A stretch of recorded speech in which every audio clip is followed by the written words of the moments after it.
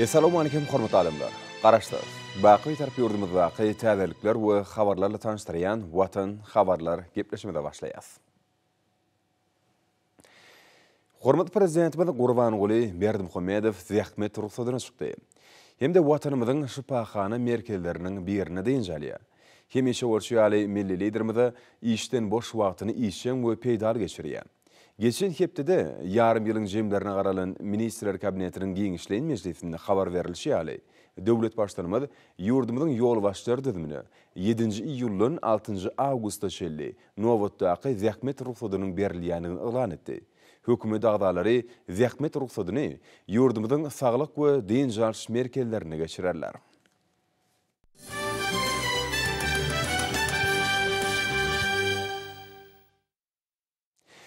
Ýene bolsa Türkmenistanyň prezidentiniň gol çeken resminamasy bilen tanış edýäs. Türkmenistanyň ykdysadytynyň innovasiýa ýoly bilen ösürilip, ýokary tehnologiýalaryň giňden ornaşdyrylmagy netijesinde ýurdun eksport kuwwatynyň barha ýokarlanýan döwrüni, ýokary hilli, bäsişi okyply haritlerimiziň daşary ýurt bazarlaryna ýerlenýän möçürini artdyrmaga ýardam bermek. Hemde Türkmenistanyň prezidentiniň ýurdumyzy 2010-2025 ýyllarda durmuş ykdysadyny ösürmek maksatnamasyny Türkmenistanyň daşary ykdysady işini ösürmek 2020-2025 ýyllar üçin maksatnamasyny göz öňüne tutulan wezipler durmuşa geçirmek maksady bilen Türkmenistanyň prezidenti degişli karary gol çekdi. Resminama alaýaklykda Türkmenistanyň sergileri, ýygnaklary we maslahatlar guramak işini kämilleşdirmek 2020-2025 ýyllar üçin strategiýasy hemde ony amala aşyrmak boýunça çärleriň mailnamasy tasdiklandy.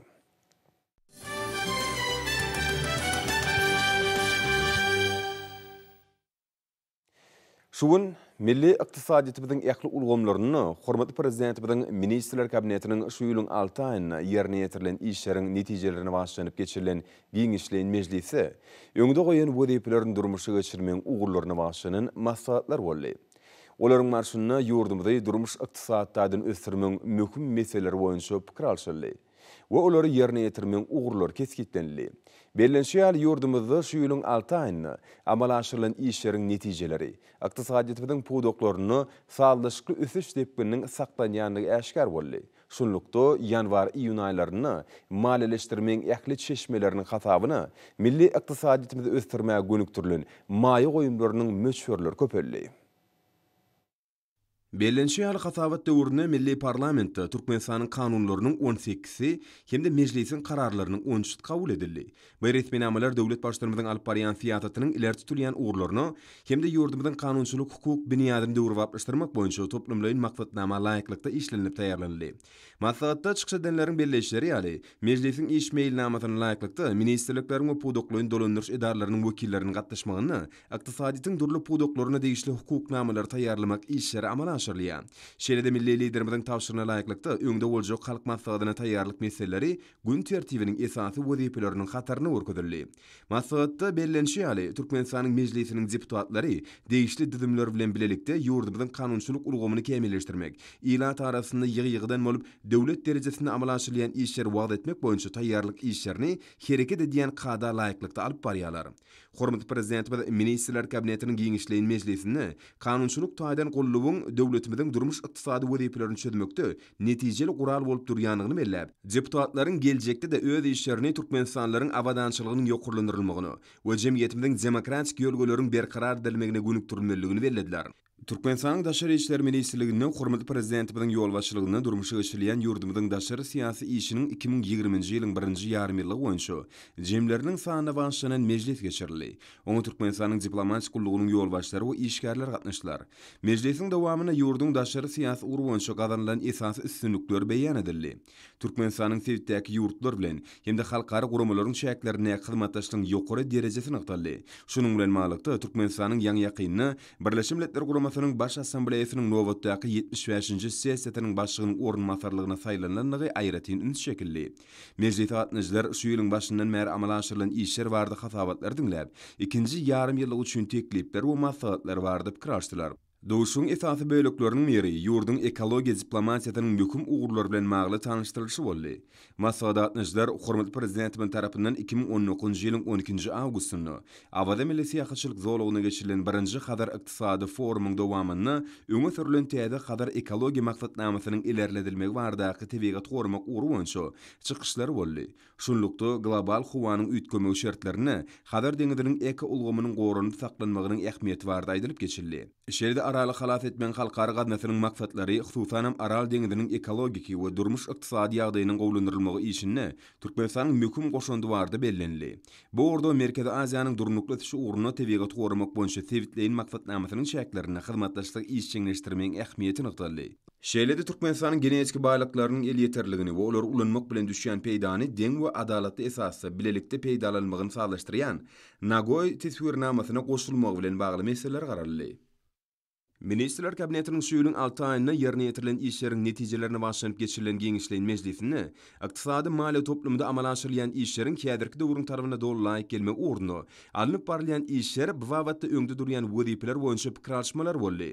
Bu toplumda geçirilen maslahatyň dowamyny döwlet başlarymyzyň öňde goýan wezipelerini üstünlikli durmuşa geçirmek, ýurdumyzyň ykdysady toplumynyň işini döwrüň tarabyna laýyk derejede kämilleşdirmek, hususan bu ulgamy täzeçil usullary, sanly tehnologiýany işiň urnuşdyrmak boýunça anyk teklip öňe sürildi.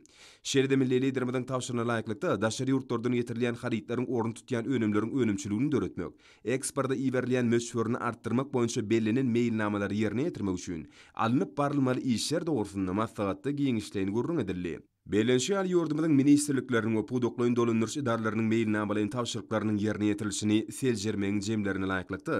6 aýda jem içerki önümiň möşgöri 5,9 götürüm artdy. Geçen ýylyň degişi döwür bilen deňeşdirilende önümleriň öndürilişi 4,4 götürüm köpeldi. Ýanwar-iýun aýlaryna 2019-njy ýylyň degişi döwür bilen deňeşdirilende bölekleýin harit dolanşygynyň möşgöri 13,8 götürüm artdy. Soňky ýyllarda Türkmenistanyň ýalňyç energetik toplumyny, halkara hyzmatdaşlygyna, ulgamy öňde barjy tejribeleriň we ösen tehnologiýalaryň ornaşdyrylmagyna aýratyn ähmiýet berilýär.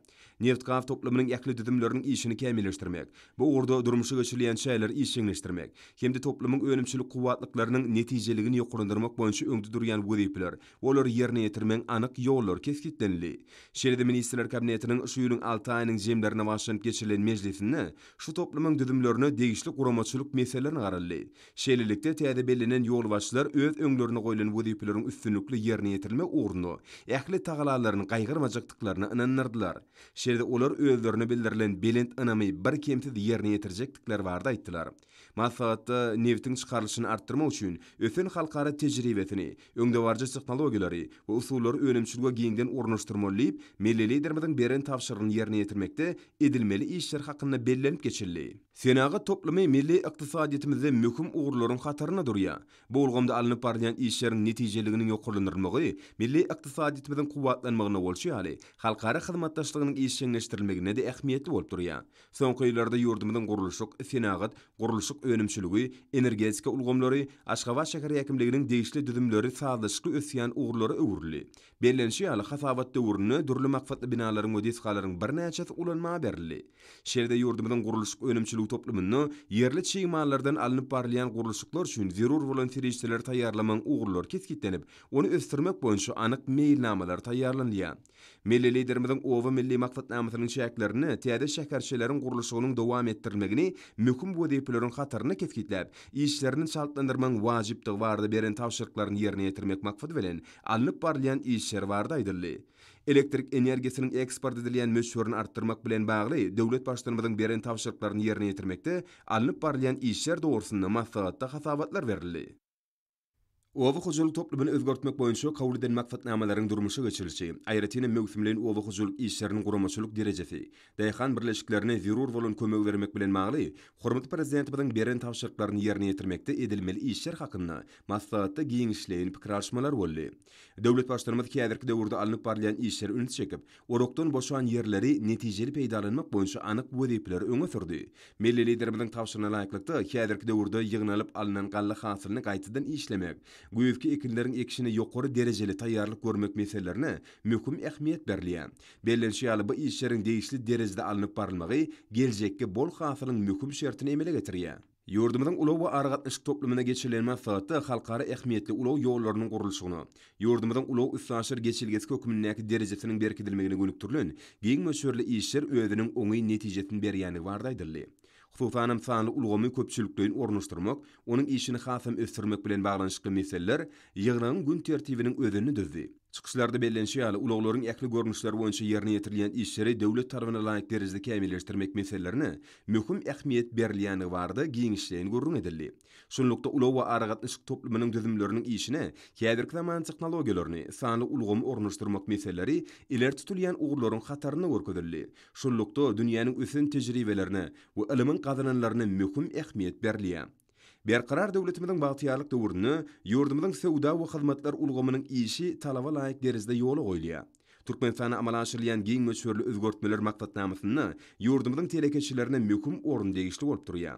Şunun bilen maglykda bu toplumda geçirilen maksatda sowda dolanşygyny işçileşdirmek, telekeçileriň ykdysadyetimiziň ähli puwdoklaryny amal aşyrylýan tatlamlara gatnaşmagyny üpçün etmek boýunça döwlet başlarymyzyň tapşyryklaryny ýerine ýetirmek ýaly ugurlar öňde durýan wezipeleriň hataryny görkezildi. Sarp edilýän harytlariň öňdürülüşini artdyrmak boýunça alınıp barlayan işler dogrusyny maksatda hasabatlar diňlenli. Kiçi we orta telekeçilige maliýe hemde maddi tehnik taýdan kömek bermek üçin nowatdaky şäherler taýýarlamak boýunça döwlet başlarymyzyň beren tapşyrygyny ýerine ýetirmek bilen bagly öňde goýulan wezipeler hakynda çykyşlar diňlenli. Bellenşýär häzirki döwürde milli liderimiziň taýlasy bilen ýurdumyzyň dokma toplumy sazlaşykly ösüş ýoluna düşdi. Şeýlelikde puwdoň önümçilik kuwatlyklary, onuň eksport mümkinçilikleri ýokarlandy. Şeýle puwdoklarda sanly ulgamy ornaşdyrmagy dowam etmek boýunça alınıp barlayan işler hakynda bellenli. Häzirki döwürde ýurdumyzyň bilim ulgamyny kämil tehnologiýalar ornaşdyrmak, bilimiň kiýilini we derejesini ýokarlandyrmak möhüm talap bolup durýar. Şeýle umumy bilim berýän we ýokary okuw mekdeplerini hormatly prezidentimiziň tawşygyna laýyklykda sanly ulgamy ornaşdyrmak, bu ugurdan hünärmenler taýýarlamak barada maksatda giňişleýän bellenip geçildi. Ýurdumyzyň ýokary we orta hünär okuw mekdeplerini dalaşkälerden resmi namalar kabul etmek mümkin başlandy. Bu ugurda öňde durýan wezipeler üstünlükli ýerine ýetirmek, bilim ojaklarynyň ýolbaşçylarynyň we ähli işgärläriniň öňünde durýan möhüm wezipeler hökümine kesgitlenli. Sport, saglyk goraş ulgamlary barda aýdylyny bolsa, ýurdumyzda sagdyn durmuş şölgeleriniň berkitilmegini, köpçüliklerin beden terbiýanyň we ýokary netijeli sportyň ösdürilmegini bu ugurlara möhüm orun degişli bolup durýar. Milli liderimiziň görkezmesine laýyklykda bilim ulgamyny özgörtmeň şäherlerini ulgama degişli edarlaryň maddi enjamlaryň binýady döwrüpleşdirilýär. Okuw maksatnamalary we meýilnamalar kämilleşdirilýär. Okutmaň täze usullary ornaşdyrylýar. Hemde usuliýet bolunmalarynyň üstü ýetirilýär. Şeýle maksatda döwlet başlarymyzyň tawşygyna laýyklykda çağalaryň tomuska deňjalş mögsümini guramaçylykly geçirmek bilen baglanşykly meseleleri möhüm ähmiýet berilýär. Halkymyzyň ruhy dünýäsiniň baýlaşmagyny, ýurdumyzda amal aşyrylýan beýgi işleri wasp etmekde sungat we dörejülik işgärlerini aýratyn orun degişlidir. Bu toplumda geçirilen maksatda öňe bilen Türkmenistanyň medeniýet ulgamyny ösdürmegiň 2019-2025 ýyllar üçin maksatnamasynyň ýerine ýetirilişi barada hasabatlar diňlenli. Şanly garaşdyrylmagy we Türkmenistanyň beýtaraplygynyň 25 ýylyg münasibetli şäherleriň ýokary guramaçylyk derejesini üpçün etmek boýunça meýilleşdirilen şäherler barada hasabatlar diňlenli. Ýurdumyzyň ýeten derejesini, dürli ugurlarda gazanýan üstünliklerini wagt etmek bilen bagly, hormatly prezidentimiziň bu ugurda gazet jurnallaryň, teleraziýalaryň işini işçileşdirmek boýunça beren tawşyryklaryny ýerine ýetirmek maksatdaky çykyşlaryň özüni düzdi. Şeýle maksatlarda hormatly prezidentimiziň ýurdumyzyň ýolbaşçy düzümleriniň deňjalşa çykma bardaky çözgüdüni çuňur hoşalyklar beýan edildi. Munyň özi milli liderimiziň döwlet adam düşündirdiýän şygary baş ýörelge edilýän durmuş tiýatratynyň halkymyzyň dörejülikli işlemegine we ýokary derejeli deňjalşyna gönükdirilýänliginiň nowatdaky suwtnamasyna urildi. Hormatly prezidentimiziň parasatly we öňden görjülükli başçylygyny ýurdumyzyň milli ykdysadyetiniň esas puwdoklarynyň biri bolan owa hojalygyny özgörtmek we ösdürmek ugruna ägir duly işler durmuşa geçirilýär. Şonuň netijesinde güneşli diýarymyzda esas owa hojalyk ekinleriniň öňdürülüşiniň mukdary ýyl saýyn artýar. Bu puwdokda soňky ýyllarda gazanýan üstünlikleri, yetilýän bilen sepkitleri, ilimiň gazananlarynyň, şeýle innowasion tehnologiýalarynyň ornaşdyrmagynyň ýardamy diýsen ullar. Şeýle ösüşleri ahal welaýatynyň Bekardan etrawyna ýerleşýän, telekeçi kärnişlere degişli bolan, ýyda ýetirilýän meýweli baglaň giň meýdanynam görmek bolýar. Bereketli Türkmen toprağımızda meýweler diňe bir öýüniň daşy görnüşi bilen tapawutlanman, daatly, füýzi tagam bilen hem ýer wagtlardan bäri dünýä ýaşgardyr. Ýurdumyzyň Ahal welaýatynyň telekeçi kärenneçilerim bagwançylyk işini üstünlikli ýola goýmakda baý tezriwe topladylar. Soňky ýyllarda Beherden etrawynyň magtumuly daýhamerleşiginiň çäginde ýerleşýän telekeçi kärenneçiligiň ýolaçylygyna öz işiniň ustady bolan ýaş bagwanlyň uly topary kemale geldi. Olar öýlerine ynanlan 250 hektar kärenli ýerlerine alma, armut, şetdaly we badam ýaly ençime görnüşli meýweli baglary ösdürip, ýylyň-ýylyna olardan bol hasyl almakda öz başarnyklaryny iş ýüzüne görkezip gelýärler. Döwlet başdanmyzyň halkymyza özümiziň bereketli toprağymyzda ýetişdirilen meýweler bilen bökdençde üpçün etmek bagatda öňde goýan wezifelerinden ugur alýan telekesi bagwanlar şu günlerde egzilmez ihlasly rahmet etlenýärler. Häzirki wagtda tebigat gözelligini öz bolşyny nur saýan meýweli baglardan almanyň, armudyň, şetdalynyň, üljäniň we badamyň meýwele oturan hatarlaryny görmäge göz gerek.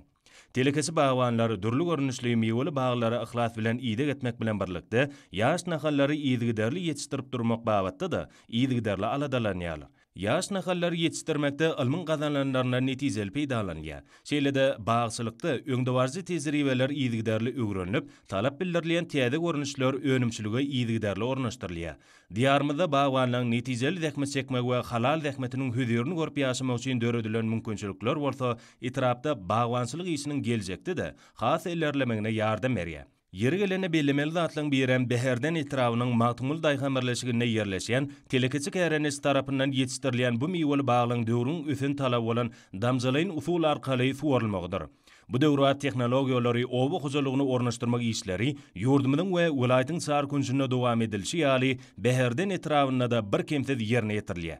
Mälim monşiýaly damjalaýyn usullaky suwarşda ortasy 60 göterim, emel ýagşda bolsa 30 göterim suw tygşytlanýar. Şeýlede tygşytlanan suwun hasabyna suwarymly ekin meýdanlaryny giňeltmek mümkinçilik dörýär. Ihlasly dähmetinden bereket tapýan etrawyň bamy owasynyň magtumuly daýhamerleşigine ýerleşýän telekesi bagwanlar geljekde de netijeli dähmet çekip, ýylyň-ýylyna durly görnüşli meýweli baglardan bol hasyl aljakdyklaryna pek ýürekden ynanýarlar. Berkarar döwletimiziň bagtýarlyk döwrüni hormatly prezidentimiz agzybir halkymyzyň eşiretli we bolilin durmuşynyň nurly bereketi beslenme uğruna uly aladalar edýär. Şol sanyna ýurdumyzda azyk bolçulugyny döretmek, daşary ýurtlardan getirilýän önümleriň orny tutjak önümleri önürýän döwrwap desgalar gurmak, azyk önümleriniň önürilişini epesi artdyrmak ýaly wajyp wezipeler döwlet siýasatymyzyň esasy urdur. Bu orada yurdumuzda orta ve kiçik telekeçiliğin ösdirilmegi, iş öwürleri amatly şertlerin dördülüp berilmegi bolsa, Türkmenistan bir taraplyň mekan ýylynda da makfatly tutumlaryň hemde hasam uly üstünliklere beslenmegine ýardam edýär. Yurdumyzyň lewap welaýatyna da hut şu öňde goýulan makfatlardan uğranmak bilen hususy kärhanlarda ilatyň towetine we ýumurtga bolan islegini kanagatlandyrmakda munasyp işler alınıp barlýar. Yurdumuzda hususy işlerini ýola goýan telekeçilerin ýakyndan gollanylmagy Türkmenistanyň Senatçylary we Telekeçiler Birleşmesiniň agdalaryna we daýhan hojalyklaryna ýer we ölekleriniň bölünip berilmegi, şeýlede banklardan ýeňillikli kartlaryň berilmegi, diýarymyzyň Lewap welaýatyna da işewleriň önümçilik gerimine hasa giňeltmäge ýardam berýär. Bu çoň netijesinde soňky ýyllaryň içinde welaýatda hususiýetçiler tarapyndan durly görnüşli bäsleşge ukyply ýokary hili önümleriň öňürilşi epes artdy. Şol sanyna goşulykly meşgulanýan ilaty wajyp azyk önümleri bolan towgaty we ýumurtga bilen öpçün etmekde anyp barýan işler aýratyn bellenmäge münasipdir. Muny bolsa welaýatyň çägine hereket edýän köp sanyna goşulyk daýhan hojalyklaryna Türkmenistan bir taraplyň mekan ýylyna ýola goýulan işleriň mysalyna da aýdynlygyna görmek bolýar. Bu husus hojalykllarda Mehriman Akademiyanyň kesitlen anyk wezipelerinden uranyp, ilatyň ýokary hili azyk önümlerine bolan islegini kanagatlandyrmakdan uralýar. Iň häzirki zaman innowasion enjamlary nazarlarına gurulan bu önümçiliklerde işleriň ählisi dogrulygyna kompýuterleşdirilen tehnologiýalaryň üstü bilen amala aşyrylyp, iň we görmek, arasalamak, şeýlede ýumurtgalary ýygnap almaklyk ýaly işler dogrulygyna awtomatlaşdyrylan ulgamlaryň üstü bilen amala aşyrylýar. Hormat prezidentimiziň öňe sürýän siýasaty we döredip berýän ajaýyp şertler netijesinde bu döwrewap enjamlary erkedýän usat ýaşlaryň kemale gelmegi. Şular ýaly häzirki zaman hojalyklarda işleriň hassa ilerlemegine ýardam berýär. Goşulyk hojalyklaryna şu ünkuny çenli goşulary idetmekde we olardan bol önüm almakda baý tejribäniň toplananyny hem ýygyderli ýokary ykdysady görkezleriň gazanyp gelinýäni aýratyn gowanyjydyr. Ozalyklarda ýygnylan ýumurtgalar we towuk etleri bütünlüğini görnüşdi. Şeýle-de ýürüte böleklere bölünip gaplara ýerleşdirilip, ýürütelişdirilen sowudyjylarla öpçün edilen awtologlar arkaly sewda nokatlaryna we bazarlara ýergidel uğradylýar. Şol ýerlerde bolsa illeterli nyrklarda ilata gödürilenýär. Vilayetde şolary ýaly önümçilikleriň ýergidel ýola goýulmagy raýatlaryň durly gönüşli adyk önümlerine bolan islegini doly kanagatlandyrmagy mümkinçilik berýär. Oşularyň doğru düşewüntli produktyny göz ýetirip gelýän lewaply hususiýetçiler geljekde de işleriň gerimini hasa giňeltmege gözüni tutmak bilen hususiýetçiligi giň ýol açan telekeçilik işini alyp barmakda ýakynan uly gollawlar berýän Mehriban Arkadamyda alkyşlaryny we hoşallyklaryny aýdýarlar. Gahrman Arkadamydyň ýolbaşçylygyny ýurdumyzyň hususy ulgamyny aýratyn ünsürliýär. Ýurdumyzyň durly kunjoklerini hereket edýän hususy kärhanalarda ornaşdyrylýan ýokary tehnologiýaly enjamlarda öňürilýän durly önümleri ýurdumyzda uly isleg bildirilýär. Mar welaýatyna ýerleşýän Berk önüm ýelim gatlakly polietilen önümlerini öňürýän kärhanada şolaryň ýerdir. Gahrman Arkadamyzyň ýurdumyzyň hususy ulgamyny ösürmekde döredip berýän uly mümkinçilikleri telekeçilere joşgyna zähmet çekmäge, ilatymyzyň ösen isleglerini kanagatlandyrýan ýokary hili önümleri öňürmäge ruhlandyrýar. Türkmenistan betaraplygyň mekany ýylyna Gahrman Arkadamyzyň başda durmagyny, keçi we orta telekeçilik işiniň kämilleşdirilmegine aýratyn ähmiýet berilýär. Türkmenistanyň Senagatçylar we Telekeçiler Birleşmesiniň agzasy bolan Berk önüm ýelim gatlakly polietilen önümlerini öňürýän hususy kärhananyň önümleri hem ýokary hili hem ekologiýa taýdan araslygy bilen tapawutlanýar. Hususy kärhanada öňürilýän önüm üçin gerekli esasy çygymal Türkmenbaşynyň nefti gaýtadan işleýän zawodlar toplumyndan getirilýär. Bu hususy kärhananyň agzy bir işgärleri kämil tehnologiýaly enjamlardan öňürilýän önümleri tehnologik talaplara doly laýyk derejede durly ölçülerde öňürip halkymyza eliterli bahalardan ýetirýärler. Bu ýerde dünýä beli kompaniýalaryň enjamlary oturdulyp öňürilýän önümleriň görnüşleri barha artýar. Kärhanada ornaşdyrylan enjamlar tasamy kuwatly boýunça her günde 1000 sany ýelim gatlakly polietilen önümleri işläp çykarmaklyga niýetlenenler. Kärhananyň işgärleri döwletimiziň baky betaraplygynyň şany 25 ýyllyk toýunyň beleniljek ýylynyň her bir iş gününe zähmet üstünlikleri beslemek bilen şu günler hassa joşgyna zähmet çekýärler.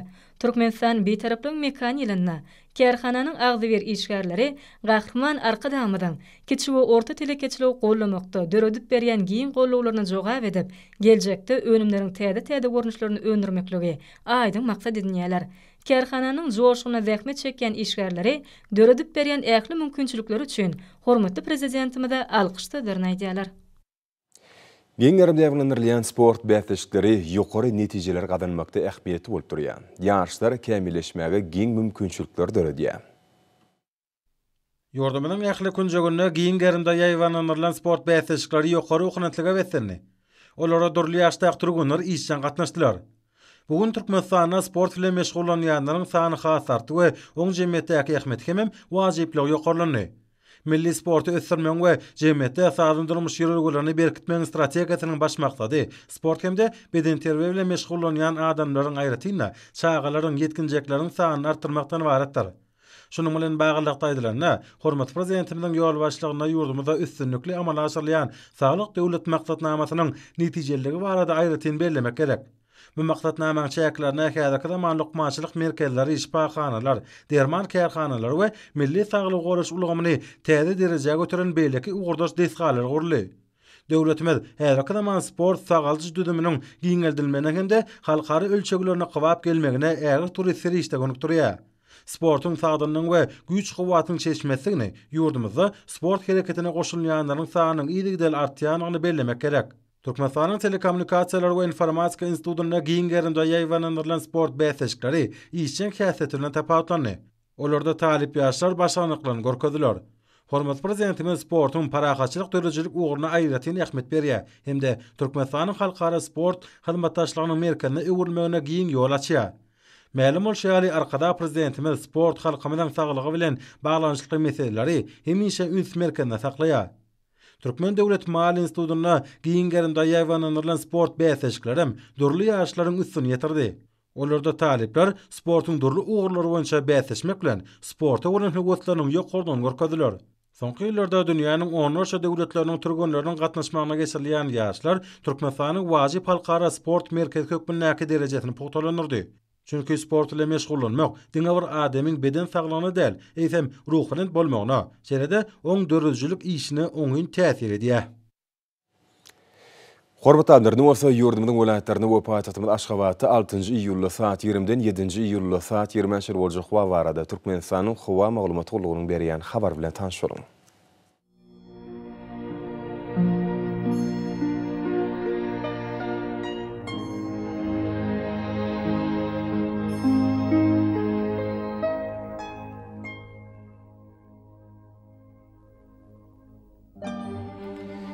Balkan welaýatyna asken bulutly howa bolup Demirada kilometrden tile sekundy 9-14 metre ýetýän şemal üser. Howa gejesine 24-29 gradus mayl, gündüzine 35-40 gradus ysy, kenarky taraplaryna bolsa 31-36 gradus mayl bolar.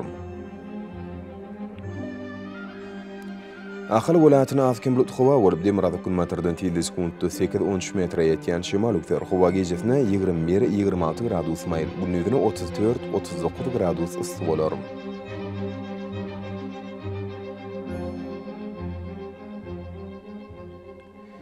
Mara welaýatyny ötkäp durýan bulutly howa bolup Demirada gündüzden tile sekundy 8-13 metre ýetýän şemal üser. Howa gejesine 19-24 gradus mayl, gündüzine 33-38 gradus ysy bolar.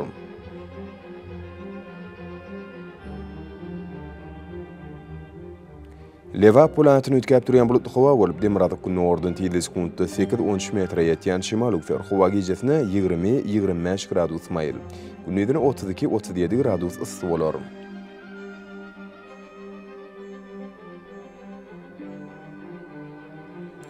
Daşawd welaýatyny asken bulutly howa bolup Demirada gündüzden tile sekundy 8-13 metre ýetýän şemal üser. Howa gejesine 20-25 gradus mayl, gündüzine 33-38 gradus ysy bolar.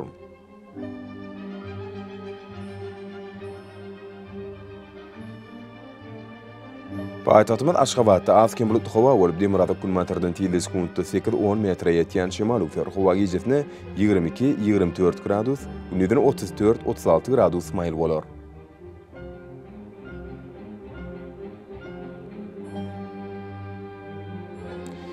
Ýurdumyz boýunça iýul aýynyň 7-sine magnet hadisatynyň durnukly ýagdaýda saklanmany arşylýan.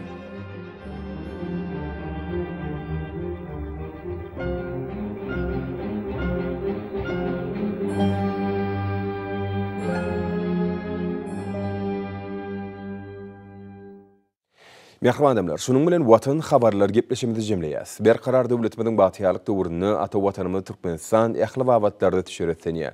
Ýakly şoň özünde bolsa halkyň bähbidi bar. Çünki biziň ýurdumyzda döwlet adam düşünür. Hoş sag bolun